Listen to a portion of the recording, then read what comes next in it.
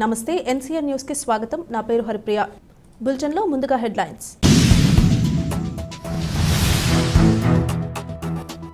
నిడదవోలు నియోజకవర్గంలో భారత విద్యార్థి ఫెడరేషన్ ఎస్ఎఫ్ఐ ఆధ్వర్యంలో ప్రశాంత వాతావరణంలో ముగిసిన విద్యాసంస్థల బంద్.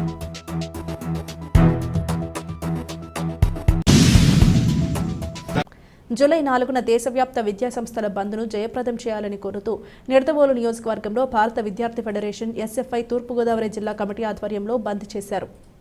నీట్ పరీక్షా పత్రం లీకేజ్ కారణంగా నిడదవోలు నియోజకవర్గంలో ప్రభుత్వ మరియు ప్రైవేటు విద్యాసంస్థలు బంద్ చేస్తున్నట్లు నిడదవోలు మండల కార్యదర్శి తూరుగోపు నాని తెలిపారు. ఈ కార్యక్రమంలో నిడదవోలు మండల ఎస్ఎఫ్ఐ కార్యదర్శి Turugopu Nani, SFI members T Raju, V Raviteja, A Charan, P Krishna, K Badri, H Chandu, K Prasad మరియు ఎస్ఎఫ్ఐ నాయకులు పాల్గొన్నారు.